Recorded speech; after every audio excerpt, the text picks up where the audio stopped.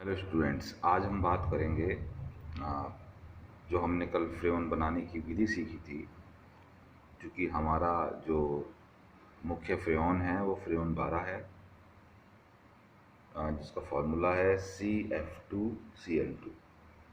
आज हम बात करेंगे गुणधर्मों की। चलिए गुणधर्म देखते हैं। पहला है, यह गैस है, क्वथनांक -29.8 डिग्री सेल्सियस है। तीसरा, यह अज्वलनशील है। अज्वलनशील का मतलब ये जलती नहीं है, ठीक है। चौथा देखिए, यह सुगमता से द्रवित हो जाती है। इसके बाद नेक्स्ट हमारे पास पॉइंट है फ्रेon का पर्यावरण पर प्रभाव। देखिए, फ्रेon ओजोन परत के लिए घातक है। ये समताप मंडल में पहुंचकर ओजोन अणुओं को नष्ट करके ओजोन परत का क्षय करते हैं।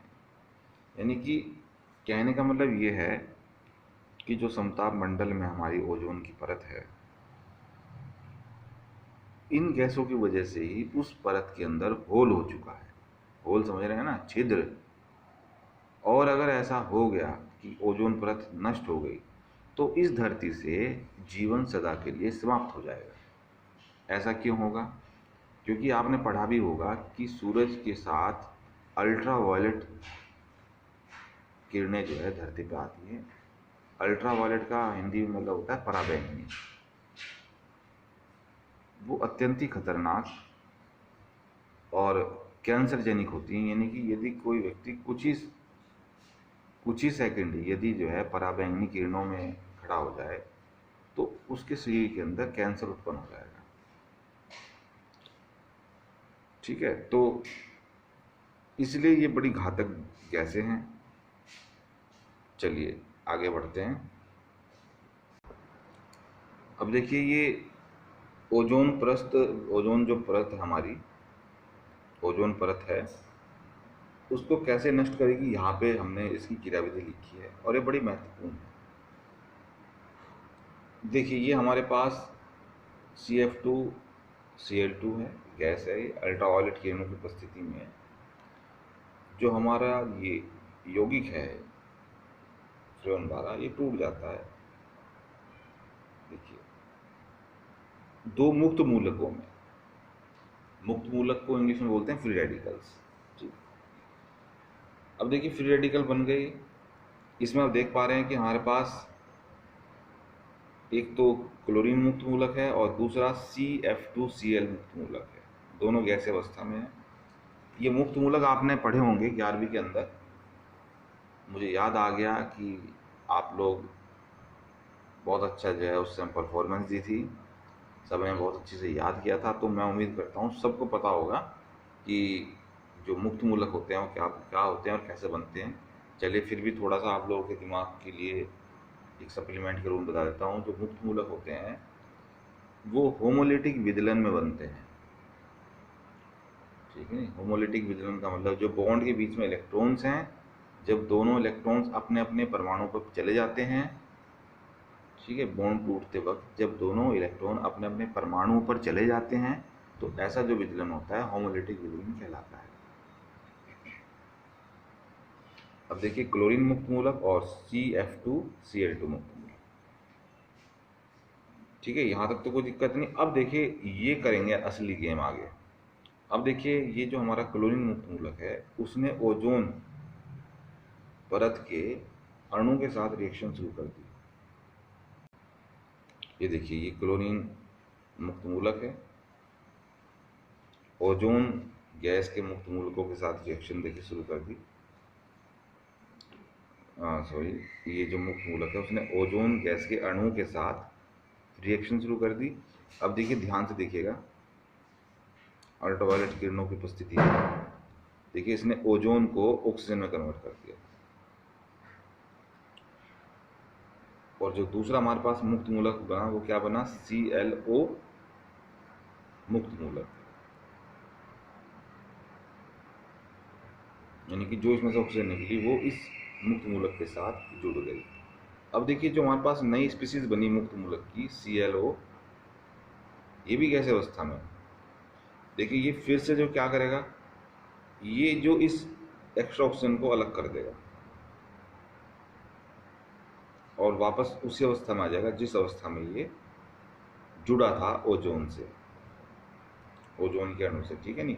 और ये वाला जो क्लोरीन मुक्त मूलक है वो फिर से इसी रिएक्शन को रिपीट करेगा, यानी कि ये जो बना इसी रिएक्शन को फिर से रिपीट करेगा। तो इस तरह से बड़ी घातक रिएक्शन है, चेन रिएक्शन है। एक बार शुरू होगी तो ये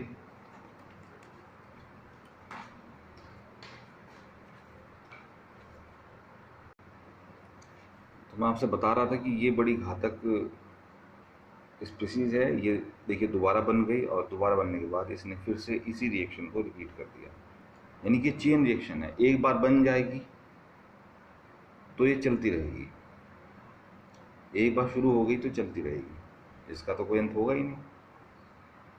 अब देखिए आगे जो हमारे पास ये ऑक्सीजन है, नवजात ऑक्सीजन बनी, इसका क्या होगा। देखिए आगे लिखा है, पराबैंगनी प्रकाश द्वारा ओजोन अपघटित होती है और ऑक्सीजन परमाणु बनाती है, यानी नवजात ऑक्सीजन परमाणु बनाती है।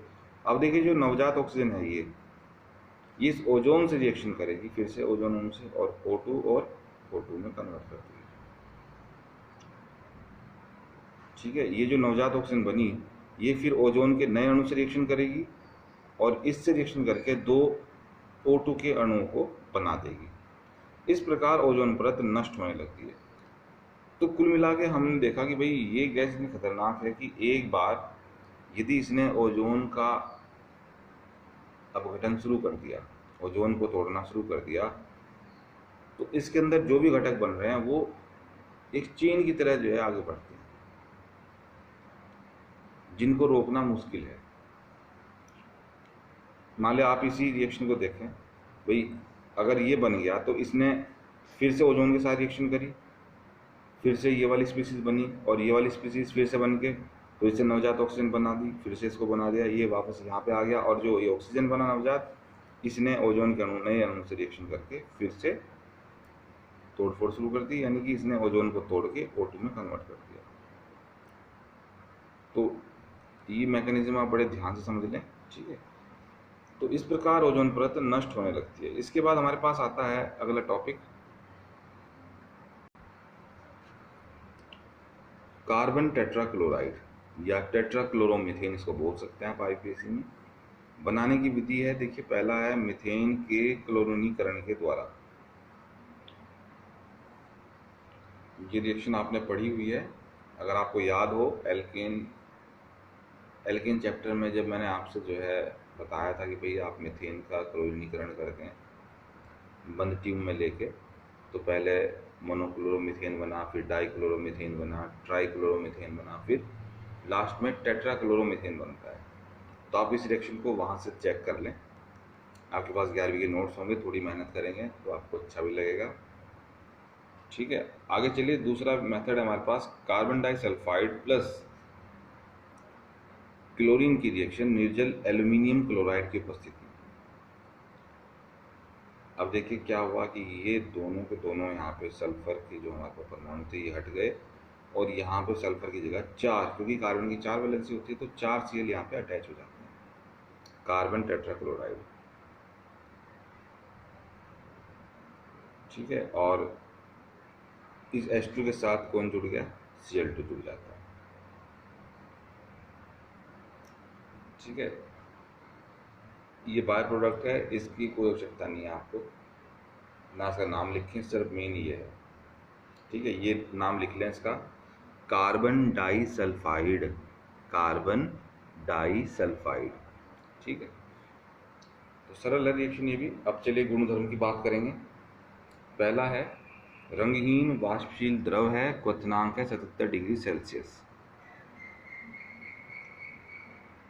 दूसरा गुणधर्म है कार्बन टेट्राक्लोराइड जल के साथ 500 डिग्री सेल्सियस तापमान पे रिएक्शन करके COCl2 गैस बनाती है और साथ में बनता है HCl। अगर COCl2 आपको याद आ गई हो, बताओ क्या है ये, कोई सोच के बताए।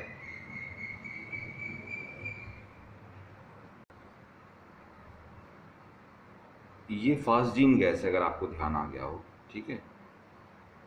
चलिए, तो कार्बन टेट्राक्लोराइड जल के साथ 500 डिग्री सेल्सियस तापमान पे फॉस्जीन गैस का निर्माण करती है। उपयोग देख लीजिए क्या है भाई, अग्निशामक के रूप में यह बाजार में पायरीन के नाम से बिकता है, यानी कि आग बुझाने वाले जो यंत्र हैं, ठीक है, उसमें इसका प्रयोग होता है। और ये बाजार में किस नाम से बिकता है, पायरीन के नाम से बिकता है। दूसरा है कार्बनिक विलायक के रूप में, जैसे हमारे पास जो है ध्रुवीय विलायक हैं, जैसे जल हो गया, जितने भी आपके खनिज अम्ल हो गए, ये सब ध्रुवीय विलायक हैं। जबकि कार्बनिक विलायक क्या क्या हैं, मिट्टी का तेल, petrol, diesel, acetone, ether, carbon tetrachloride, ये सब क्या है, ये सब हैं कार्बनिक विलायक। चलिए आगे बढ़ते हैं।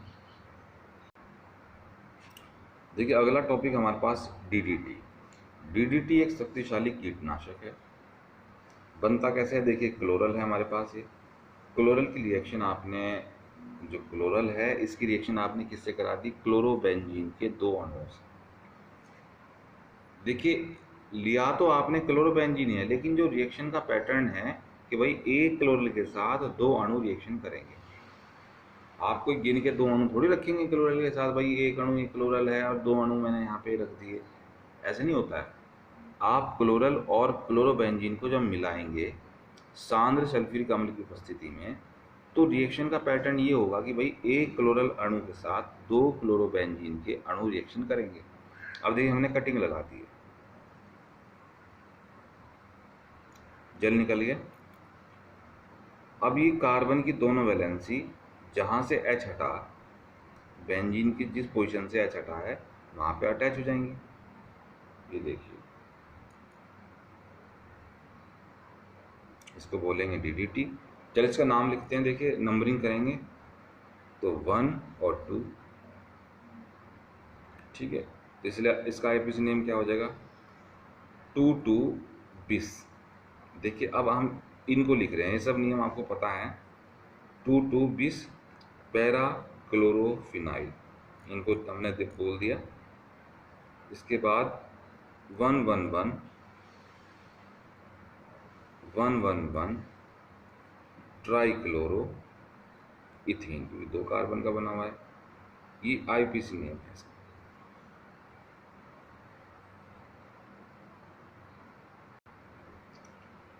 चलो इसका दोबारा से बता देता हूँ मैं, बाद में पता चला कि कैमरे के अंदर ये आया ही नहीं नाम, ठीक है। देखिए थोड़ा ध्यान से देखिएगा, नंबरिंग करी हमने 1 और 2। देखिए नंबरिंग हम इधर से क्यों नहीं करी, 1 2 ऐसे क्यों नहीं किया। देखिए इसकी वजह है हमारे पास यहाँ पे जो Cl है, ठीक है, ये मोस्ट प्रायोरिटी है, क्योंकि ये कोई ग्रुप नहीं है। जो हमारा ये क्लोरोबेंजीन का पार्ट है ये कोई ग्रुप नहीं है। तो ग्रुप कौन है, ग्रुप तो ये है, इसमें हेलोजन ग्रुप जुड़ा हुआ है, देखिए, ठीक है, इस कार्बन से हेलोजन जुड़ा हुआ है। अगर आप प्रायोरिटी टेबल देखेंगे तो उसमें इसका बाकायदा जो है पोजीशन है, बड़े प्रायोरिटी में नीचे हो, लेकिन ये उस प्रायोरिटी टेबल में है, जबकि ये कोई ग्रुप नहीं है, इसलिए हमने यहाँ पे नंबरिंग शुरू करी 1 और 2, ठीक है। अब देखिए नियम सब वही हैं जो मैंने आपको सिखाए हैं। तो सबसे पहले इनको लिख लेंगे, क्योंकि जिसका कहीं कोई स्थान ना हो तो सबसे पहले लिख लेते हैं। मैंने आपको सिखाया था भाई, जो फॉर्मूला था, फॉर्मूले में मैंने क्या बताया था आपको, जो सबसे बाईं ओर था उसको क्या बोलते हैं, सेकेंडरी प्रीफिक्स। सेकेंडरी प्रीफिक्स में वो रखा जाता है, किसी भी फार्मूले के अंदर का वो पार्ट रखा जाता है जिसका फार्मूले के नाम के अंदर कोई जिक्र ना हो, जिसकी कोई स्थान ना मिल रहा हो, उसको आप जो है सेकेंडरी प्रीफिक्स में रख दीजिए। जिस भी पार्ट का कोई स्थान ना हो किसी फार्मूले के अंदर, उसको क्या करना है, आपको सेकेंडरी प्रीफिक्स में रखना होता है, ठीक है जी। ध्यान से देखिएगा, तो 2,2, देखिए 2,2 यानी कि 1 2 इसके लिए, 1 2 इसके लिए, 20 का मतलब होता है 2। पैरा क्लोरोफिनाइल, ये पैराक्लोरोफिनाइल है, ठीक है। इसके बाद हाइफन लगा के इस कार्बन पे आ गए 111 ट्राईक्लोरोइथेन, इथेन ही है, तो आईपीसी नेम है। देखिए आईपीसी नेम की प्रैक्टिस मैं आप लोग कराऊंगा जल्दी, ठीक है, बहुत सारी एक्सरसाइज देने वाला हूं मैं आपको। चलिए आगे बढ़ेंगे। डीडीटी उपयोग तथा वातावरण पर प्रभाव। देखिए द्वितीय विश्व युद्ध के पश्चात डीडीटी का उपयोग कीटनाशक के रूप में विश्व स्तर पर तेजी से होने लगा।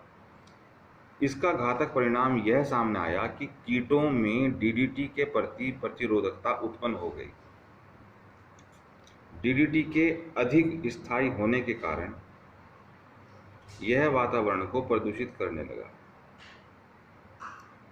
डीडीटी वातावरण से जंतुओं के शरीर में उपस्थित वसा में पहुंचकर विलय होने लगा, जिससे जंतुओं के जनन तंत्र प्रभावित होने लगे। यूएसए ने 1973 में डीडीटी पर प्रतिबंध लगा दिया और विश्व के पिछड़े देशों में आज भी डीडीटी का प्रयोग होता है। इन देशों में भारत भी शामिल है, क्योंकि भारत भी जो है अभी विकासशील ही है, तो भारत के अंदर भी कीटनाशक के रूप में डीडीटी का बहुत उपयोग होता है, लेकिन जो विकसित देश हैं उन्होंने बंद कर दिया है। तो ये वातावरण पर प्रभाव है, ये बड़ा महत्वपूर्ण है। चलिए आगे बढ़ेंगे अगले लेक्चर के साथ नेक्स्ट टाइम।